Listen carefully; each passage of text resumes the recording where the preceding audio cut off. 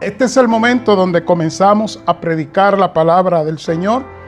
Ya les he pedido que tengan sus Biblias abiertas porque vamos a comenzar a predicar. Y el texto donde vamos a partir, ustedes lo tienen, es Mateo 5, 13 al 16. Y estaremos predicando la continuación de lo que iniciamos la semana pasada en Mateo 5, 1 al 12. Mis queridos hermanos, Jesús inició su ministerio, eso ya lo sabemos, en Mateo 3, que dice que fue bautizado. En el capítulo 4 de Mateo, fue impulsado por el Espíritu, llevado por el Espíritu al desierto. Y después él inicia, después de ese enfrentamiento con Satanás, él inicia a predicar el Evangelio diciendo: arrepentíos porque el reino de los cielos se ha acercado. Y cuando Jesús inicia su ministerio, inmediatamente ve cómo la formación de sus discípulos se puso en peligro. ¿Cómo así? Pues dice la Biblia en el libro de Mateo, capítulo 4, versículo 23, que cuando Jesús estaba predicando el Evangelio, Él estaba también sanando, y me llama la atención, toda enfermedad y toda dolencia en el pueblo. Y dice el texto, versículo 24 de Mateo 4, que se difundió la fama de Jesús por todos los alrededores de Israel, y traían los afligidos de diversas enfermedades, a los atormentados, a los endemoniados, a los lunáticos, paralíticos, y Jesús los sanó. Dice el texto literalmente que Él los sanó a todos. Y en el versículo 25 de Mateo 4 está la clave de cómo los discípulos de Jesús, la formación de los discípulos de Jesús se puso en peligro. Y escuche esto, no solamente la formación de los discípulos de Jesús, sino su iglesia, porque la iglesia estaba representada en los discípulos de la misma manera que cuando hablamos de Adán y Eva, estamos hablando de la raza humana que estaba representada en ellos, contenido en ellos. Pues Jesús vio cómo la formación de sus discípulos y de su iglesia se pone en peligro. ¿Cómo fue? Versículo 25. Y le siguió mucha gente de Galilea, de Decápolis, de Jerusalén, de Judea y del otro lado del Jordán. Y dice el texto que Jesús, capítulo 5, versículo 1, viendo la multitud, subió al monte. Es algo que es chocante para un predicador, es chocante para un evangelista. Leer en la Biblia que alguien comienza su ministerio y que mucha gente le está siguiendo, y que esa persona de repente le da la espalda a la multitud que le está siguiendo y se aparta. Dice que él se sube al monte y sentándose vinieron a él sus discípulos. ¿Qué fue lo que sucedió? Sencillo. Jesús vio que la gente, escuche bien, lo estaba siguiendo no por lo que Él es, sino por lo que Él estaba ofreciendo.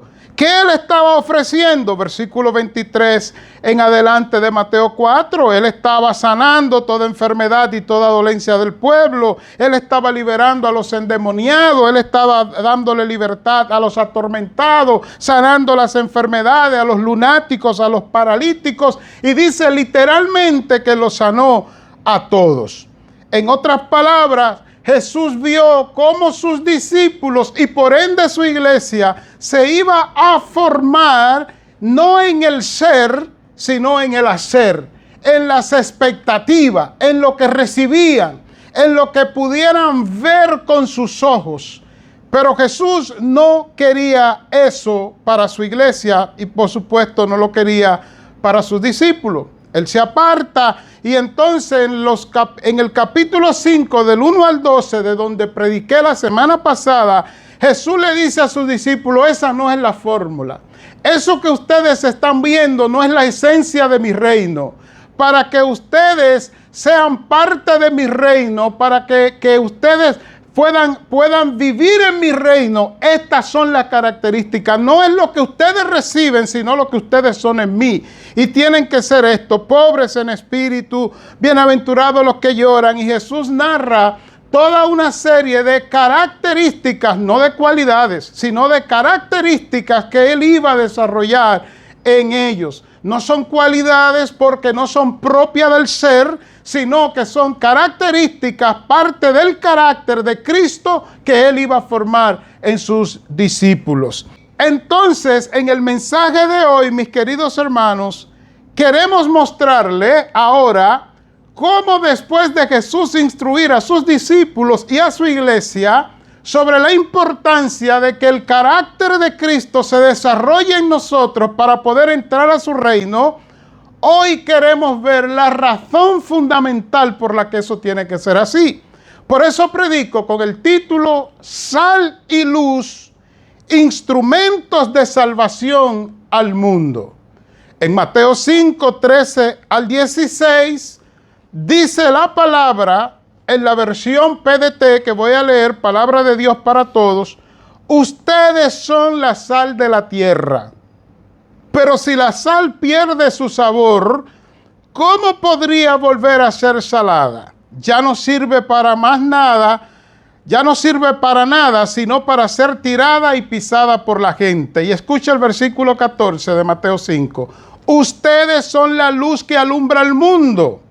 Una ciudad que está en un monte no se puede esconder, ni se enciende una lámpara para ponerla debajo de un cesto, sino sobre el candelero para que ilumine a todos en la casa. Y escucha cómo concluye. Asimismo, ustedes deben ser luz para los demás, de tal manera que todos puedan ver sus buenas obras, entiéndase su carácter transformado, y adoren a su Padre que está en los cielos. Ante la situación que se da de Jesús hacer una pausa de la multitud e irse aparte y los discípulos venir y Jesús instruirlo en cuanto a el carácter de los que han de heredar su reino, ahora Jesús pasa a mostrarle la razón por la que tiene que ser así. Él le comienza diciendo, ustedes son la sal de la tierra. En la Reina Valera dice, vosotros sois la sal de la tierra. En esta versión que leí, la PDT, dice, ustedes son la sal de la tierra. Está diciendo lo mismo. Note algo curioso, mi querido hermano. Jesús no está diciendo, ustedes tienen que formar esta característica o dejarse formar esta característica para que ustedes sean la sal y la luz del mundo, la sal de la tierra y la luz del mundo.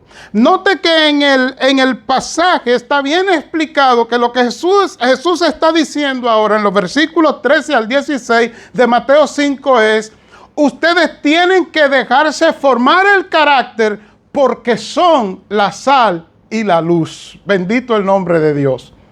¿Sabe qué me llama la atención de esto poderosamente? Que en el mundo y aún en muchas religiones y aún en algunos creyentes cristianos, gente que sigue a Cristo, creen que su valor es por lo que ellos logran, por lo que ellos alcanzan. Tienen un título y se sienten que tienen valor. Si tienen una casa grande, creen que tienen más valor que los demás. Hermano, Jesús está diciendo en Mateo 5, 13 al 16, que la razón por la que tenemos que dejarnos formar su carácter es porque ya Él nos ha hecho sal de la tierra. Él se lo está diciendo a los discípulos, pero recuerde que la iglesia está en la mente de Cristo. Cuando Él le habla a los discípulos, le está hablando a la iglesia. Esta declaración de que vosotros sois la sal de la tierra es absoluta. ¿Cómo es absoluta? En el idioma original del Nuevo Testamento, que es el griego, no dice vosotros sois la sal de la tierra, porque el griego no habla de esa manera, no se construyen las oraciones de esa manera, sino de manera enfática. Dice en el idioma original, escuche bien, dice, sois vosotros lo que sois, la sal de la tierra.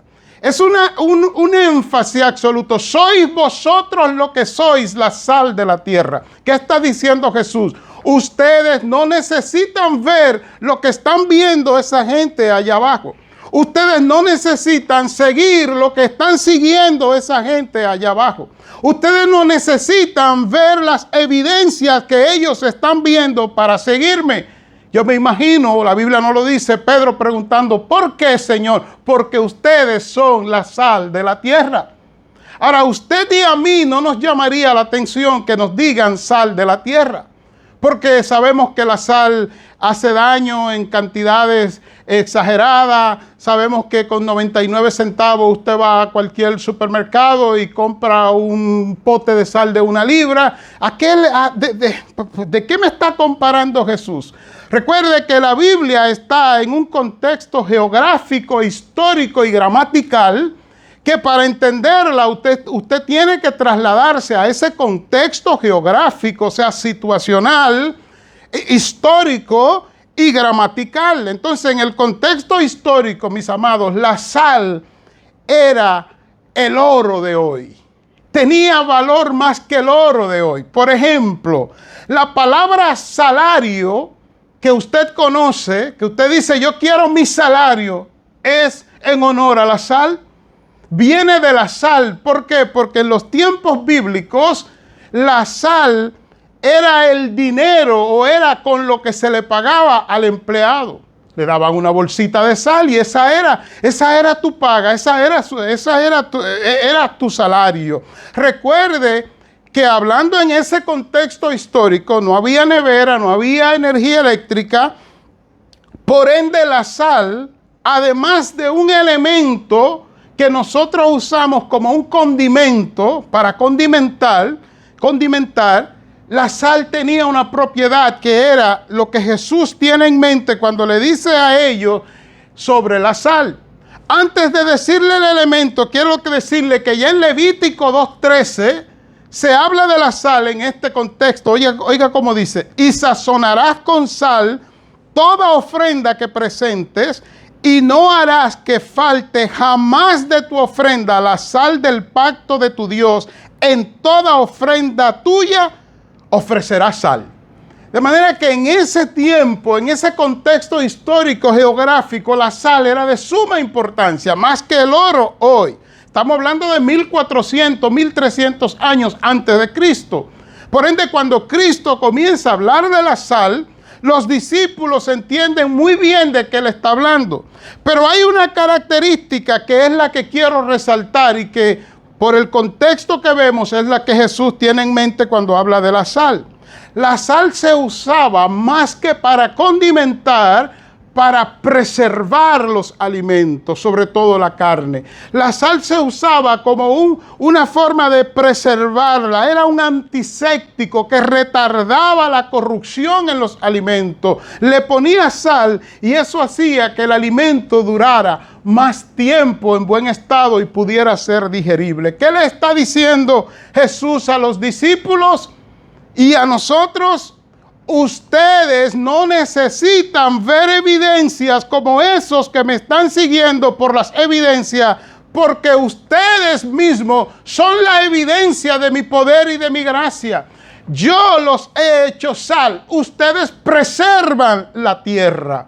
Note que la Reina Valera hace una distinción entre la sal y la luz. La sal dice que es la sal de la tierra, pero ya cuando cambia el 14, que vamos a ver en breve, dice la luz del mundo. Esa diferencia, tierra en un lado, mundo. Porque lo que Jesús está diciendo, que la tierra como creación, la tierra como planeta, es preservada por los hijos de Dios que nos hemos dejado y nos estamos dejando transformar el carácter que dice en Mateo 5 del 1 o más bien del 3 hasta el 12, que ya prediqué sobre eso. Así que los discípulos están impactados porque Jesús le dice que ellos son los que preservan la tierra. En la corrupción de la tierra es, si no detenida, es preservada, es guardada, de que no se corrompa totalmente, de que Satanás no corrompa la tierra totalmente, porque ustedes, mis discípulos, o sea, mi iglesia está en la tierra. Y yo creo que en ese sentido nos hace, y estoy haciendo a la vez aplicación del texto cuando digo que creo que nos hace sentido cuando entendemos en qué forma es que usted y yo somos sal de la tierra. No es que le damos simplemente sabor a la tierra, no es ese el hilo de pensamiento. Es ustedes preservan, ustedes evitan que la corrupción destruya la tierra. De esa manera nosotros somos sal. Preservamos, atacamos, contraatacamos la fuerza de Satanás en el mundo espiritual, y Dios nos ha dado el poder. Así que de manera concluyente, lo que Jesús dice es que los discípulos y usted y yo, representados en ello, iglesia, no necesitamos evidencias visibles, evidencias, manifestaciones visibles, milagros que no es que no ocurran. Es que no necesitamos verlo como una condición para seguir a Jesús, porque ya Él nos ha hecho sal, o sea, preservamos su creación. Bendito el nombre del Señor. Jesús no se queda ahí, sino que le dice en el versículo 14 de Mateo 5, escuche cómo le dice: vosotros sois la luz del mundo. Ahora cambia, ya no es tierra, ya es mundo. Porque respecto a la creación de Dios, la iglesia es la sal, preserva, evita la corrupción del planeta por completo. Pero respecto al mundo, nosotros, o sea, los discípulos y ahora nosotros, la iglesia del Señor, somos la luz del mundo. ¿La luz de qué? La luz de los perdidos que están en oscuridad. Somos la luz del mundo, y basado en eso es que Jesús dice que tenemos que dejarnos formar el carácter de Él en nosotros, en lo que somos, en lo que Él nos ha hecho. Ahora fíjese cómo es revelador que cuando usted ve el contexto de la luz del mundo en la Biblia, Jesús dice en el libro de Juan 8:12, escuche bien: yo soy la luz del mundo. El que me sigue no andará en tiniebla, sino que tendrá la luz de la vida. Entonces, yo me imagino, y le invito a imaginarse conmigo, que Pedro, que era el más extrovertido del grupo, o si no el más, era el que se veía como el más extrovertido. Se cree que Judas también era igual, de la misma personalidad de Pedro, solamente que Pedro era el líder y por eso hablaba primero. Yo me imagino que Pedro se cayó literalmente, si estaba sentado, cayó al piso, cayó a la tierra por completo. ¿Por qué? Porque Jesús le dice no solamente que son la sal, no solamente que preservan la creación de Dios mientras están en la tierra, sino que ahora pasa a decirle: ustedes son la luz del mundo. Yo me imagino a Pedro diciendo: Señor, pero tú eres la luz del mundo. Y me imagino también, mis amados hermanos, a Jesús respondiéndole: sí, ustedes son la luz del mundo. Y Pedro vuelve y dice: Señor, pero tú has dicho que tú eres la luz del mundo.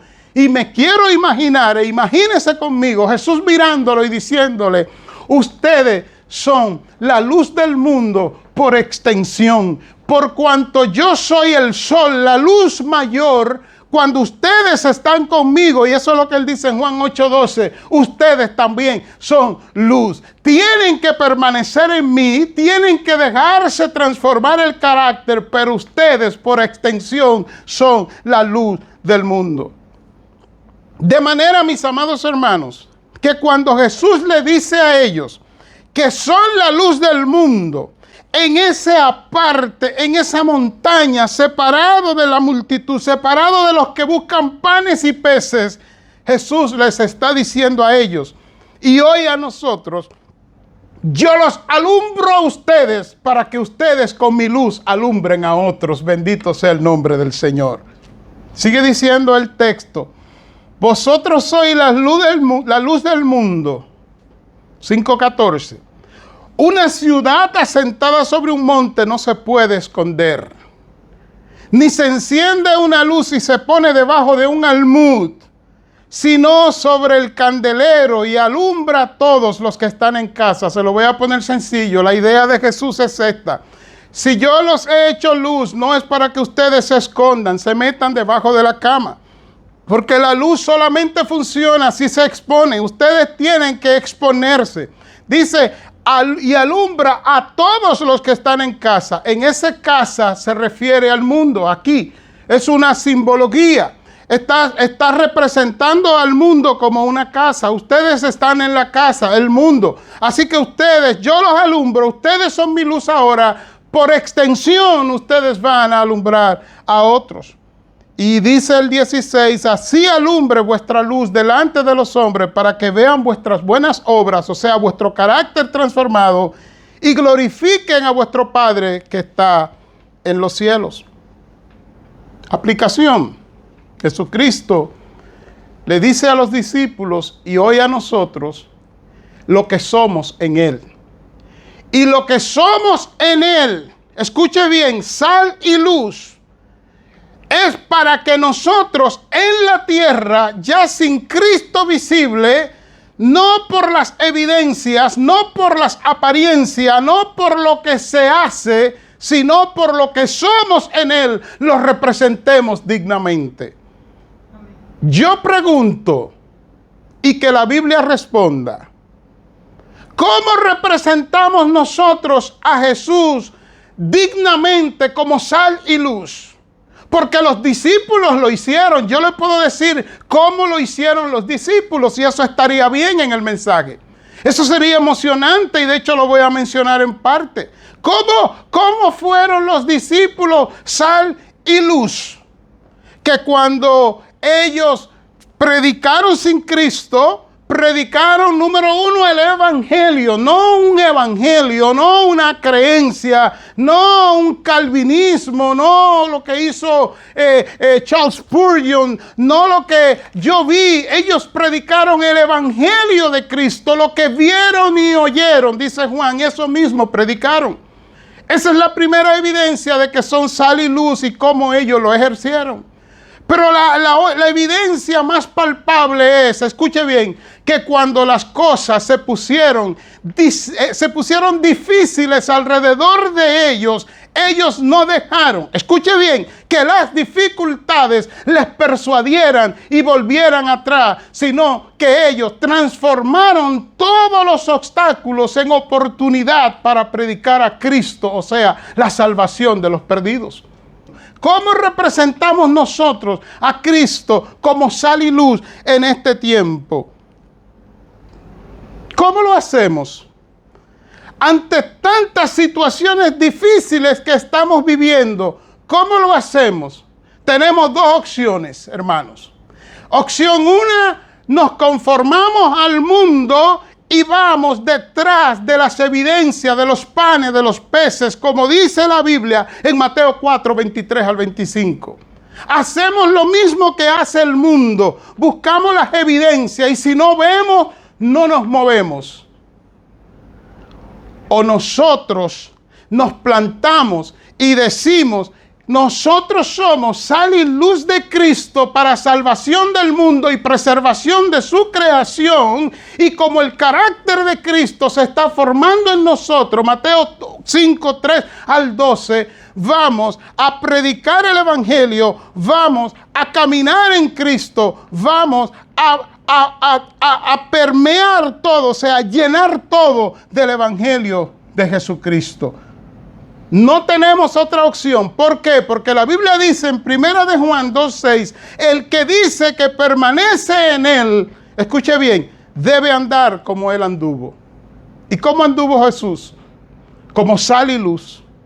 Así que nosotros tenemos que ir allá afuera, vivir nuestra vida cristiana de tal manera que nuestro ejemplo, entiéndase, el testimonio de Cristo en nosotros sea un refugio al perdido. ¿Cómo es eso que una persona se acerca a un cristiano y le dice, qué mala está la cosa, mira lo que está pasando por allá, va a haber una tercera guerra mundial, y ese cristiano comienza a lamentarse de la misma manera y con los mismos términos que se está lamentando el mundo? Cuando el cristiano conoce el fin de la película, el cristiano sabe que el mundo no se va a acabar, ni una tercera, ni una cuarta, ni una quinta guerra mundial. No se va a acabar por un terremoto, se va a acabar como lo dice la Biblia. Cuando dice la Biblia cuándo, cómo y dónde, Apocalipsis habla de eso. Lee el capítulo 19, 20 y 21 de Apocalipsis. Así que nosotros tenemos, hermanos, que ser sal y luz o mostrar que lo somos, porque lo somos por extensión, con una vida formada y transformada en Cristo y llevándole, escuche bien, la esperanza del Evangelio a los perdidos. No es que somos, oiga bien, no es que nosotros somos optimistas. No es que le decimos a la gente, se va a poner mejor. No es eso, al contrario. Cuando a mí me hablan en la calle, yo miro a la persona, dibujo un poco de tristeza y le digo, ¿sabes qué? Lo peor no ha llegado. O sea, yo no soy optimista, yo no muestro optimismo, lo peor no ha llegado aún, se va a poner peor. Pero después de esa frase, entonces viene la declaración de sal y luz. Pero ¿sabes qué? Dice la Biblia que los que estemos en Cristo seremos guardados, seremos protegidos, seremos tomados, seremos llevados, reinaremos con Él. El reino es nuestro, el reino nos pertenece. Te hago una pregunta, ¿tú eres ya del reino de Cristo? ¿Quieres ser del reino de Cristo? Y termino, no con una palabra de optimismo, sino con una palabra de sal y luz, como dice Jesucristo en la Biblia. ¿Cómo es que Él lo dice? Y aquí concluyo. Vosotros sois la sal de la tierra. Pero si la sal se desvaneciere, ¿con qué será salada? En otras palabras, si eres sal, compórtate como sal. Preserva, es lo que Él dice. Que esa es tu función. Versículo 14. Vosotros sois la luz del mundo. Pero que una luz se pone para esconderse. No, una luz, una ciudad sentada sobre un monte no se puede esconder. Ni se enciende una luz y se pone debajo de un almud, sino sobre el candelero y alumbra a todos los que están en casa. Y escuche bien, así alumbre vuestra luz delante de los hombres. ¿Para qué? Para que vean vuestras buenas obras, o sea, vuestro carácter es lo que Jesús está diciendo. No lo que vieron allá abajo, sino lo que yo quiero que vean aquí y glorifiquen a vuestro Padre que está en los cielos. Señor, he predicado tu palabra.